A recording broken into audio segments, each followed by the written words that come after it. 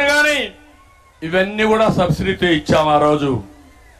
ఈ రోజు మీరు చూడండి, ఎక్కడ కూడా సబ్సిడీస్ అన్ని తీసేశాడు, ఒక్క పైసా ఇవ్వడం లేదు.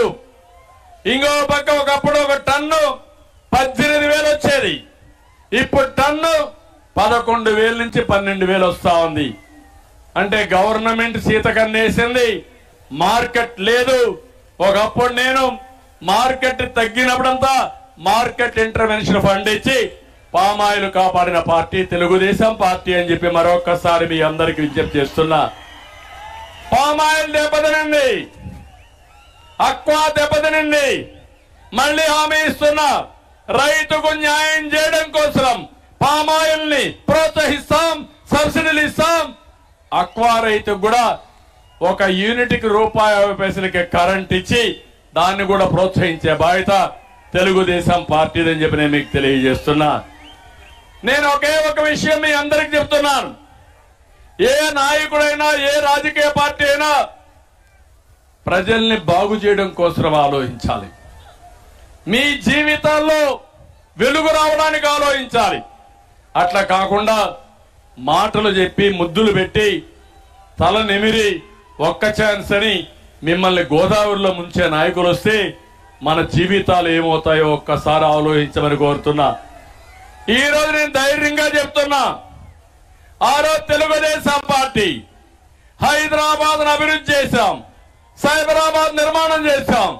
ఈ రోజు హైదరాబాద్ నగరం దేశంలో నెంబర్ 1 గా ఉందంటే అది తెలుగుదేశం పార్టీ కృషి. అవునా కాదా అని మిమ్మల్ని అడుగుతున్నా. ఆ రోజు ఇక్కడుండే పిల్లలు బాగా చదివిస్తే ప్రపంచాన్ని జయిస్తారని ఐటీకి ప్రాధాన్యత ఇచ్చాం, ఇంజనీరింగ్ కాలేజీలు పెట్టాం, మెడికల్ కాలేజీలు ఇచ్చాం, ఐటీ కంపెనీలు తీసుకొచ్చాం.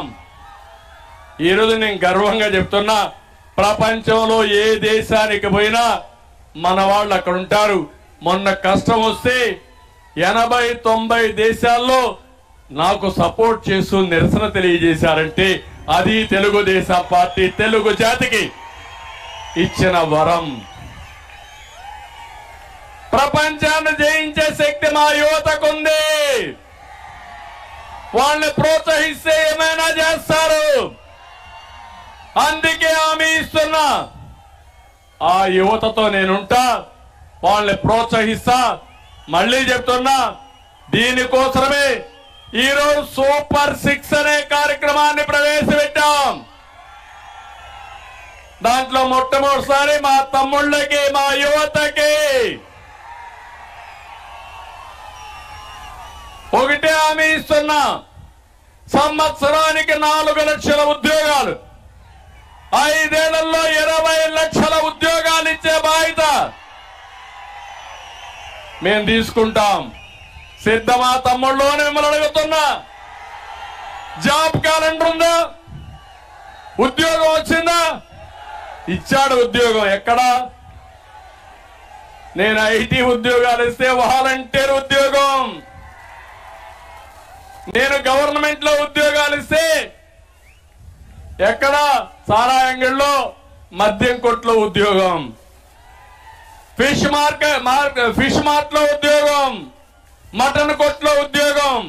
ఆ ఉద్యోగాలు మీకు కావాల్సింది. నిన్న నేను చూశాను, మచిలీపట్నం మాజీ మంత్రి, ఆయన ఒక నాని, రకరకాల నానీలు ఉన్నారు ఇక్కడ. ఆయన హోటల్లో సర్వర్ వేశాడు, అందరికి వడ్డిస్తున్నాడు. అంటే మా యువతలందరినీ హోటల్లో సర్వర్లుగా చేస్తామంటున్నారు. నేను ఐటీలో మిమ్మల్ని పారిశ్రామికవేత్తలుగా తయారు చేయాలన్న ఆకాంక్ష. ఏం తమ్ముళ్ళు, రెండో ఒకటేనా అని అడుగుతున్నా. Both are not the same. అవునా కాదా? అది వాళ్లకు మనకుండే వ్యత్యాసం. అవునంటే గట్టిగా చెప్పట్లు కూడా చెప్పండి యువత. అదే కాదు, ఈరోజు ఒకటి హామీ ఇస్తున్నా, ఉద్యోగాలు వచ్చే వరకు అమ్మా నాన్న పైన ఆధారపడే పరిస్థితి లేదు. నెలకు 3,000 రూపాయలు నిరుద్యోగ భృతి ఇస్తాం, మీ అకౌంట్లోకే వస్తుంది. అయితే గంజాయి తాగొద్దండి. జగన్మోహన్ రెడ్డి గంజాయి పెట్టాడు, అక్కడి నుంచి వర్క్ ఫ్రం హోమ్ పెడతా, మీ ఇంట్లో కూర్చొని అమ్మా నాన్న చూసుకుంటూ ప్రపంచంలో ఏ కంపెనీ కావాలంటే పనిచేసే సంస్కృతికి శ్రీకారం చుడతాం. ఇంట్లో బోరు కొడితే మండల హెడ్ క్వార్టర్ వర్క్ స్టేషన్లు పెట్టి నెలకు 10 రోజులు అక్కడ పనిచేస్తూ అక్కడ సోషల్ లైఫ్ గాని శిక్షణ గాని చేపించే కార్యక్రమానికి శ్రీకారం చుడతాం. ఏమమ్మా మీ పిల్లలకు ఉద్యోగాలు కావాలన్నా లేదా? కావాలన్నా లేదా? మీరు కష్టపడి చదివిస్తున్నారు. ఆ పిల్లలు పెద్దలైన తర్వాత ఉద్యోగం కోసం వచ్చినప్పుడు ఉద్యోగాలు రాకుండా మీరు ఇబ్బంది పడే పరిస్థితికి వస్తున్నారు. అందుకే నేను చెప్తున్నా, అది నా బాధ్యత. తప్పకుండా ఈ యువత ప్రతి ఒక్కరికి ఉపాధి కల్పించే బాధ్యత, యువతని ప్రపంచానికి అనుసంధానం చేసే బాధ్యత తెలుగుదేశం పార్టీ జనసేన తీసుకుంటాం. ఇది కాకుండా ఇక్కడే మా ఆడబిడ్డలున్నారు. ఏమమ్మా నన్ను మర్చిపోయారా? తెలుగుదేశం పార్టీని మర్చిపోయారా అని అడుగుతున్నా మిమ్మల్ని. గతాన్ని గుర్తు చేసుకోమంటున్నా మిమ్మల్ని అందరినీ. మీరందరూ చదువుకోవాలని కోరుకునింది ఎవరమ్మా? మొట్టమొదటిసారిగా నందమూరి తారక రామారావు గారు. అవునా కాదా? తిరుపతి పద్మావతి యూనివర్సిటీ పెట్టి ఆడబిడ్డలు కూడా మగబిడ్డలతో సమానంగా చదువుకోవాలని చెప్పిన ఏకైక నాయకుడు నందమూరి తారక రామారావు గారు. అదైన తర్వాత దేశంలోనే మొట్టమొదటిసారి ఆడబిడ్డలకు ఆస్తిలో సమాన హక్కు ఇచ్చిన ఏకైక వ్యక్తి ఎన్టీఆర్. అవునా కాదా? గుర్తు చేసుకోమని కోరుతున్నా.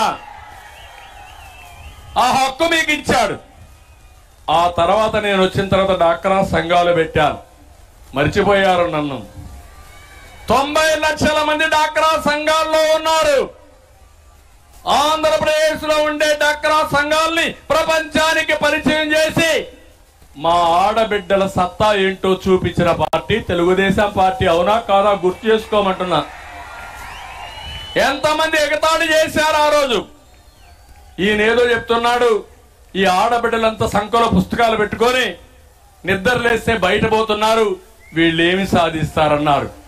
అన్ని వ్యవస్థలు పోయినాయి కానీ డాక్రా సంఘాలను ఎవరు ఏం చేయలేకపోయారంటే అది నేను వేసిన ఫౌండేషన్ ని మరొక్కసారి మా ఆడబిడ్డలకు విజ్ఞప్తి చేస్తున్నా.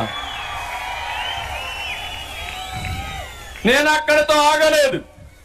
ప్రతి మీటింగ్ లో చెప్పేవాడిని, చిన్నప్పుడు మీరు తల్లిదండ్రుల పైన, పెద్ద అయితే భర్తల పైన, ముసలి వాళ్ళైతే పిల్లల పైన ఆధారపడుతున్నారు.